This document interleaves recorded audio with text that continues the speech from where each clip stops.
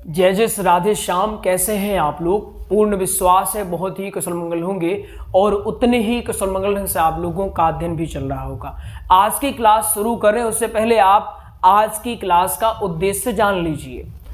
आप कोई भी कथा सीखते हैं, चाहे वो भागवत कथा हो, श्री राम कथा हो, शिव महापुराण, देवी भागवत, हनुमत कथा, कोई भी कथा हो, उसमें आपको देखने को मिलता है श्लोक, और इनको आप छोड़ भी नहीं सकते। अगर कोई ये कहे कि श्लोक कठिन है, इनको छोड़ देते हैं, सिर्फ कथा बोले, तो ये मान के चलिए आपकी कथा अधूरी मानी जाएगी, पूरी मानी नहीं जाएगी। क्यों?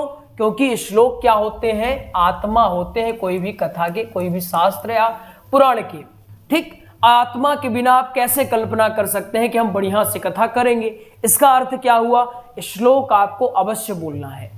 और जब भी आप कोई भी कथा पढ़ते हो, प्रसंग तो पढ़ लेते हो, दृष्टांत पढ़ लेते हो, भजने पढ़ लेते हो, गा लेते हो, कोई दिक्कत नहीं होती है। लेकिन समस्या कहाँ आती है? श्लोक में। क्या समस्या आती है? श्लोक या तो याद नहीं होते हैं, या तो उनको पढ़ा नहीं जा रहा है, या तो लय नहीं आती है। अगर आपके साथ भी ऐसी कोई समस्या हो रही है कि श्लोक पढ़ नहीं पा रहे हैं, श्लोक पढ़ते तो है लेकिन लय नहीं आ रही कि लयबद्ध तरीके से आप बढ़िया से गायन कर पाएं, या फिर श्लोक लंबे समय तक याद नहीं रहते, तो क्या करना चाहिए? आज की क्लास उसी उद्देश्य को पूरा कर देगी। विथ प्रैक्टिकल, ऐसे नहीं समझाएंगे हवा हवाई, प्रैक्टिकल करके बताने वाले। पहले यहाँ डिजिटल पैनल में श्लोक ओपन करेंगे, उसको याद करेंगे, प्रैक्टिकली करके देखेंगे कि क्या जो हम ट्रिक आपको बताने जा रहे हैं कि वो काम करती है या नहीं। तो आइए शुरू करते हैं। सबसे पहले श्लोक ले लो आप लोग। ठीक, एक श्लोक ले लो, कोई भी श्लोक आप ले सकते हो। यहां पर एक श्लोक है, इसको आप देखो, सबको दिखाई बढ़िया से देना चाहिए, अच्छे से, शानदार तरीके से। हमें मान के चलते हैं कि हमने क्या किया कि ये श्लोक याद करने का विचार कर लिया कि अपने को ये श्लोक याद करना है, और याद ही बस नहीं करना है, इसको लयबद्ध तरीके से गाना भी है। तो क्या करना चाहिए? आइए समझ लीजिए। तैयार हैं आप? अगर आपका मन इधर उधर भटक रहा है तो पहले मन को उधर भटका लीजिए, या फिर मन को शांत कर लीजिए, क्योंकि क्लास आज की बहुत शानदार होने वाली है। श्लोक अगर आपसे आ गए तो मान के चलिए आपकी 40% तैयारी हो जाती है। कितनी प्रतिशत? 40%। इसलिए आज की क्लास को ध्यान पूर्वक आप देखिएगा, समझिएगा। आपको सबसे पहले क्या करना है, जैसे जैसे हम करते जा रहे हैं वैसे वैसे आप भी करिएगा। हमने क्या किया? ग्रंथ हमने खोला, ग्रंथ को प्रणाम किया, क्योंकि ये ग्रंथ होते हैं भगवान का स्वरूप, और भागवत तो साक्षात भगवान का स्वरूप है। तो कोई भी श्लोक पढ़ने से पहले आप उनको पहले प्रणाम करोगे। क्या करोगे? सबसे पहले आप उनको प्रणाम करोगे। हमने प्रणाम कर लिया ग्रंथ को, और हमने डिसाइड कर लिया या फिर हमने नियुक्त कर लिया कि ये वाला श्लोक अपने को याद कर लेना है। अब क्या करना चाहिए वो देखो। सबसे पहला काम आपको क्या करना चाहिए? पढ़ना चाहिए। क्या करोगे आप लोग? पढ़ना है। कैसे पढ़ोगे? ग्रंथ में जैसे लिखा है वैसे आप बढ़िया से पढ़ोगे। कैसे लिखा है? यम प्रव्रजंत मनुपेत मपेत कृत्यम द्वैपायनो विरह कातर आजु हाव। ट्रिक याद रखिएगा। सबसे पहला हमने क्या बताया आपको? सबसे पहले ग्रंथ को प्रणाम करना है, उसके बाद आपको पढ़ना है सारा का सारा श्लोक, एक एक शब्द भी नहीं पढ़ना है। सबसे पहले पढ़ लेना है आपसे बन रहा है या नहीं बन रहा है। जो शब्द कठिन लगे उसके लिए क्या करना है उसको भी समझिए आप। समझ में तो आ रहा होगा, नहीं आए ना तो आपके गुरुजी 1000 बार बताने के लिए तैयार है, बस आप शानदार तरीके से पढ़ो। क्या करना है आपका? आपने ग्रंथ ओपन किया, आपने श्लोक नियुक्त किया कि ये वाला श्लोक अपने को याद करना है और लयबद्ध तरीके से बोलना है। सबसे पहले क्या करोगे? प्रणाम करने के बाद आप बोलने का अभ्यास करोगे, और जो शब्द कठिन लगे उसके लिए क्या करोगे? मान लीजिए हमने ए वाला तो बढ़िया से पढ़ लिया, लेकिन हमको ए वाली लाइन कठिन लगी, इसके लिए क्या करेंगे हम? पुत्रेति। अब ए वाला हमको लगा कि ये महाराज बड़ा कठिन है, इसके लिए क्या करेंगे? पुत्रेति तन्मयतया। जो कठिन लगे उसको बार बार पढ़ो, छोड़ना नहीं है। हम क्या करते हैं कि जो कठिन लगता है उसको छोड़ जाते हैं, या उसको अटपटा करके हम आगे बढ़ जाते हैं। ऐसा बिल्कुल नहीं करना। जब तक फोड़ेंगे नहीं तब तक छोड़ेंगे नहीं। तो क्या करना है, सबसे पहले हमको ये वाला तो सरल लगा लेकिन ए अपने को कठिन लगा, तो इसको क्या करेंगे, बार बार पढ़ेंगे। कैसे पढ़ेंगे, तन्मयतया तन्मयतया तन्मयतया तन्मयतया। ठीक, बन गया। इसके बाद तरवोभिनेदुस्तम तरवोभिनेदुस्तम सर्वभूत हृदयम मुनिमान तोस्मि। अपना पहला काम पूरा हो चुका है। पहला नहीं, 2 काम हमने पूरा कर दिया। पहला काम हमने प्रणाम किया, दूसरा काम हमने इसको पढ़ लिया। अब तीसरा काम आपको क्या करना है, पेन उठाओ, कॉपी उठाओ।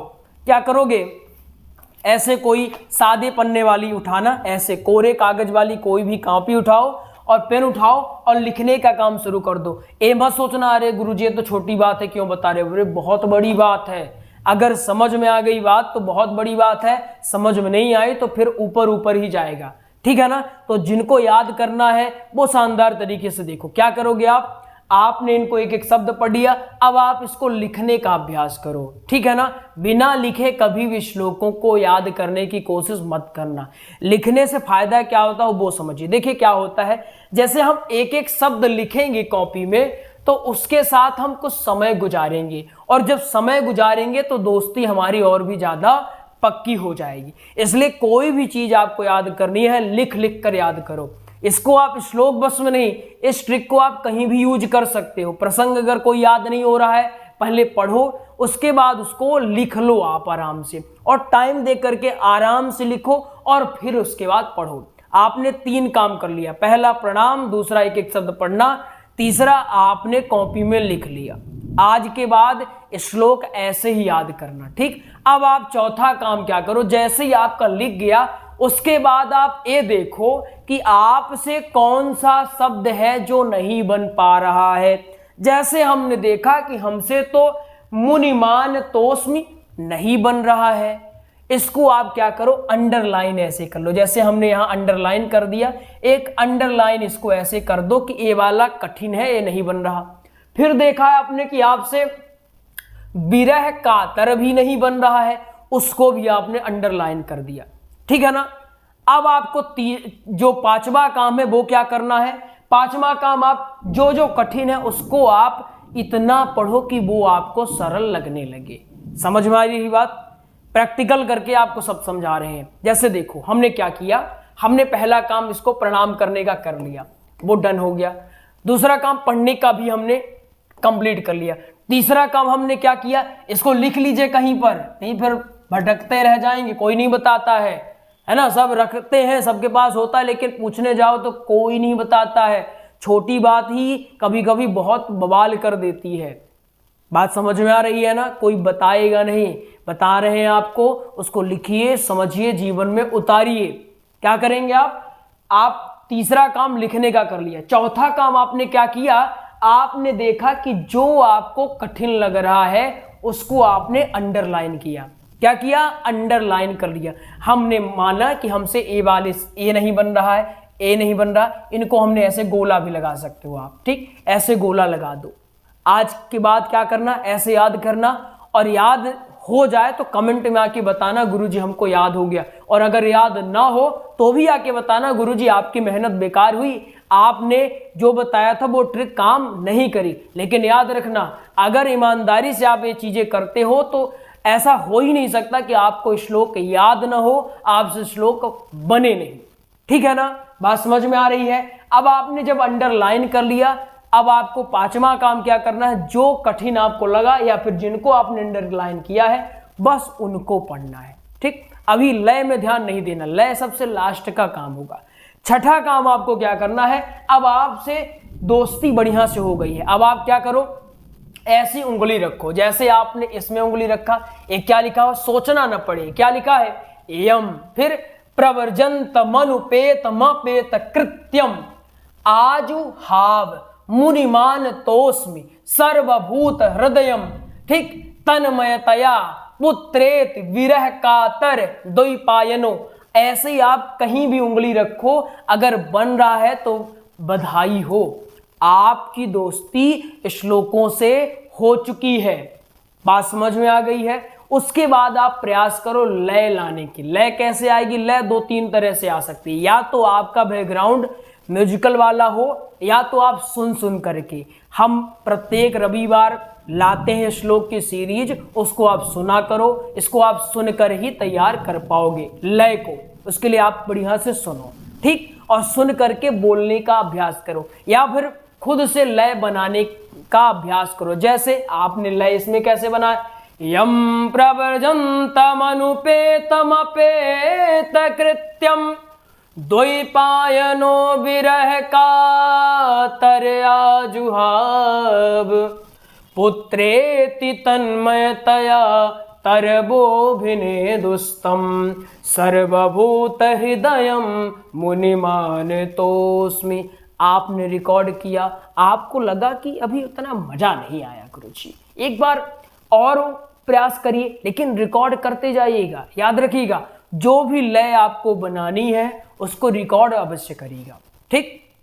अब आपने दोबारा बोला इसको, कैसे बोला? ऐसे बोला, यम प्रव्रजंत मनु पेतमपेत कृत्यम द्वैपायनो विरह का तरया जुहाव। मजा आ गया।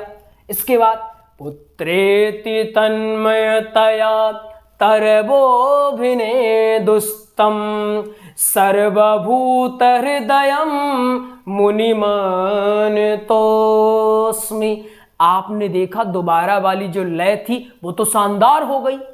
अगर दोबारा भी नहीं हो, तीसरी बार बोलो और सुधार करो, लेकिन रिकॉर्ड करते जाओ। फोन ले लो, रिकॉर्ड करो, और हर बार सुधारने का अभ्यास आप करो।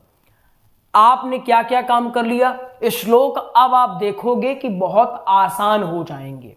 विश्वास मानिए, जो जो बताया है, जैसे जैसे बताया कर लोगे तो कभी श्लोकों को लेकर के परेशान आप नहीं होगे, ठीक। अब आपसे लय भी आ गई, बोलना भी आ गया, अब रह गया याद का। तो याद कैसे होगा? बार बार। श्लोक क्या कहते हैं कि हमको तुम बार बार पढ़ो, ठीक है ना। जितना पढ़ोगे, जितना समय दोगे, हम उतना टिके रहेंगे तुम्हारे साथ। आप याद करो, हनुमान चालीसा आपको याद है, सुंदरकांड आपको याद है, कुछ कुछ तो ऐसे भी लोग हैं उनको संपूर्ण श्री रामचरितमानस याद है। क्या लगता है वो रटते होंगे या कुछ और करते होंगे, या उनको अचानक से कोई बुद्धियां मिल गई होगी कि उनको हनुमान जी आए और आशीर्वाद दे दिया कि बेटा जाओ, तुम्हें संपूर्ण हनुमान चालीसा याद हो जाएगी, जाओ बेटा तुमको संपूर्ण सुंदरकांड याद हो जाएगा। ऐसा कुछ हुआ है क्या? बिल्कुल नहीं हुआ। तो क्या हुआ?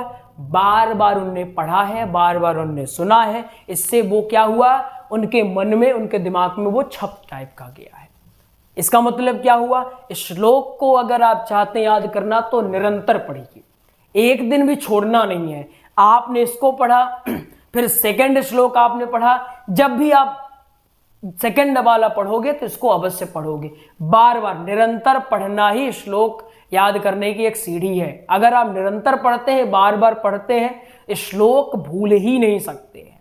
बन जाएगा, कर लेंगे आप, कोई दिक्कत तो नहीं होगी। अगर दिक्कत होती है तो आप बिल्कुल बताइएगा कि हमको यहाँ पर समझ में नहीं आया है, इसको और आप अच्छे से समझा दो। हम फिर से समझाने के लिए तैयार हैं। आपको नोट्स की जानकारी देते हैं, इसके बाद क्लास को यहीं पर विराम करेंगे। भागवत कथा, श्री राम कथा एवं सत्संग, इनका हमने प्रॉपर नोट्स तैयार करवा दिया है। भागवत कथा का नोट्स अगर आप पीडीएफ लेते हैं, कैसा पीडीएफ, वो भी कैसा हस्तलिखित, तो आपको 489 मिलेगा। अगर आप ये सोचते हैं कि हमें हस्तलिखित समझ नहीं आएगा, पीडीएफ ही हमको दे दो आप गुरुजी, लेकिन कैसे दे दो? टाइपिंग में दे दो, ठीक है। तो वो 1389 मिलेगा, नंबर स्क्रीन में है आपके। इसके बाद अगर ये आप सोचते हैं कि गुरुजी हमको पुस्तक नहीं मिल पाएगी नोट्सों की, क्या कि एकदम पुस्तक मिल जाए, वो भी अलग अलग मिल जाए, पहले दिन का अलग, दूसरे दिन का अलग, सब अलग टाइपिंग में मिल जाए, मिल जाएगी। कैसे मिलेगी? वो 2200 रुपये में घर पर आपको उपलब्ध करवा दिया जाएगा। ऐसे ही श्री राम कथा का अगर आप पीडीएफ लेते हैं, क्या लेते हैं? पीडीएफ, वो भी कैसा हस्तलिखित तो वो आपको मिलेगा 1449 रुपए में। अगर आप घर पर मंगाना चाहते हैं तो वो आपको मिलेगा 3800। ठीक, सत्संग का नोट्स कैसे मिलेगा? सत्संग का नोट्स आपको 799 रुपए में घर पर उपलब्ध करवा दिया जाएगा। ये क्यों बना है? कथाओं के प्रचार के लिए बना हुआ है। बात समझ में आ गई? प्राप्त करने के लिए सिंपल सा है, शुल्क अवश्य देख लेना। ठीक, इसके बाद कॉल कर लेना आपको नोट्स की जानकारी मिल जाएगी, नोट्स भी उपलब्ध करवा दिया जाएगा। आइए मिलते हैं किसी और क्लास में, तब तक के लिए राधे राधे।